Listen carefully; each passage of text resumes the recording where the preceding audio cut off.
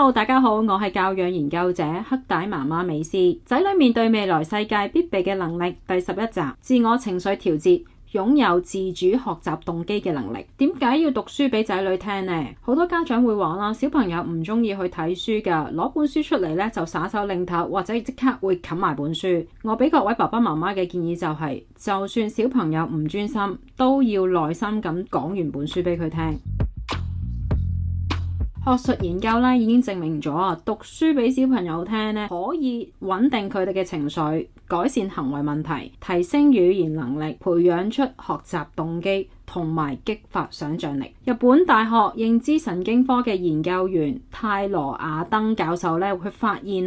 講書咧其實會激發大腦深層嘅邊緣系統，即係控制情緒、意願同埋本能嘅區域。佢將呢一個系統咧稱之為心智。培育好嘅心智咧，小朋友先會真正咁樣去理解到乜嘢係恐懼啦、悲傷啦、快樂啦等等啲嘅情緒，而且會學識得試多次或者係呢件事唔做唔得呢啲嘅判斷能力，甚至乎係發展出道德感。大腦科學家嘅研究咧亦都指出父母講書俾仔女聽嘅時間越長母親即係媽媽嘅教養壓力咧係會降低嘅。而喺小朋友方面透過讀書俾仔女聽仔女嘅語言能力會提升唔聽話反抗行為嘅次數咧亦都會減少噶。所以讀書俾小朋友聽即係共讀唔單止幫到小朋友成長仲可以建立一個良好嘅親子關係。父母就咁讀書俾小朋友聽，我歸納咗7個共讀嘅要點，咁樣讀書俾仔女聽咧會更加有效，仔女更加容易吸收，仲可以培養到佢哋睇書嘅興趣。呢個頻道會分享湊仔教養嘅方法。喺呢個 AI 嘅年代要點樣教仔？如果你係父母，想知道點樣可以幫小朋友贏喺起跑線，獲得成功、快樂、充實嘅人生，記得訂閱呢個頻道啦。第一，安排好時間，將一齊讀書當成係每日必做嘅例行公事喺每日食完飯、沖完涼或者瞓覺之前呢啲時間預留一段共讀嘅時間，let's say 可能係10分鐘，將一齊讀書呢件事當係每一日一定要做嘅工作咁樣去安排圖書繪本好快讀完嘅咋，就算你幾忙都好，揀一啲短篇嘅繪本用10分鐘呢段嘅時間可以同小朋友讀完1至2本嘅。所以各位父母每日時間一到就攞本書出嚟同小朋友一齊去投入呢個書本嘅世界。第二，揀個安靜嘅環境，保持心情輕鬆。想小朋友專心，爹哋媽咪熄咗啲電視同埋音樂啦。有啲小朋友天生就係坐唔定，故事可能聽唔到尾嘅。呢個時候大人千祈唔好急住咁去停，叫佢返嚟要繼續聽我哋只需要好似平時咁有耐心咁讀完本書就可以噶啦。even 就算小朋友係擰住面背住咗你都好啦，你都照讀完成本書就得噶啦，唔需要太在意噶。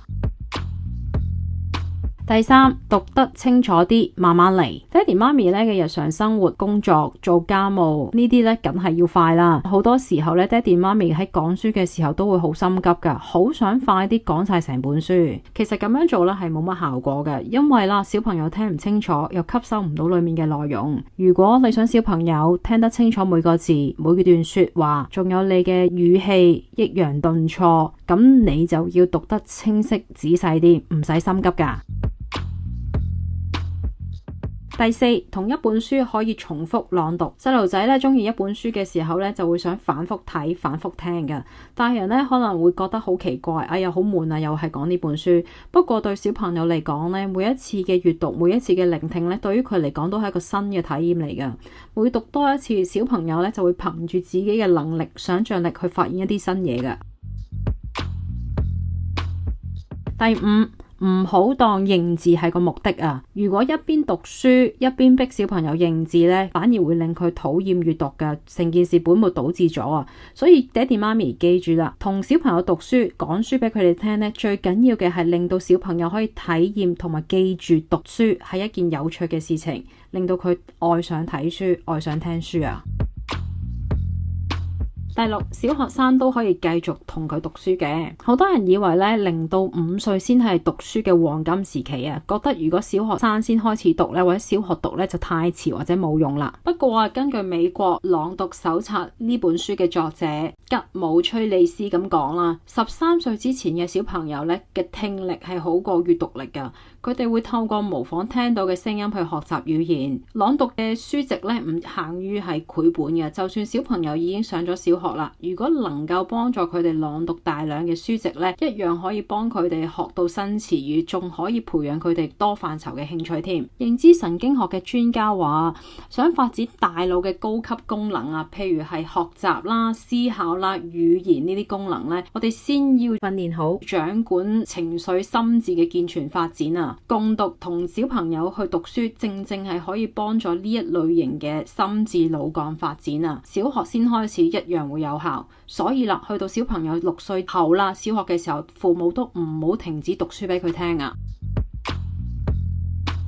第七，點樣揀書好呢？有好多父母咧都好頭痛，成日都會同我講話唔知應該俾啲咩書小朋友睇嘅。如果你係一個2歲到6歲嘅家長，我會建議你選擇以下題目嘅書本俾佢哋嘅，包括係生活化主題嘅書籍啦、圖畫書啦，呢個不用多說啦，生活常規嘅書啦、生活自理能力嘅書啦、情緒繪本、生命教育、品格教育等等，呢啲書咧都適合呢個年紀嘅小朋友嘅。你亦都可以參考一啲經典名作啦，譬如係白雪公主啊、3隻小豬呢啲啦，其實對於小朋友嚟講咧都好吸引嘅，裏面嘅故事。最近好興一啲我喺網上面見到啦，訂閱書本嘅服務啊。而家香港咧有啲訂閱服務嘅書，咁佢哋係月費借書服務嚟嘅，每個月有一個英文老師會譬如幫小朋友揀大概係10本嘅英文書，即係將呢本書送上門俾小朋友啊。家長可以試下用呢啲訂閱服務。首先第一，借書還書都唔使出門口啦，第二，佢哋幫你揀埋書，非常之方便。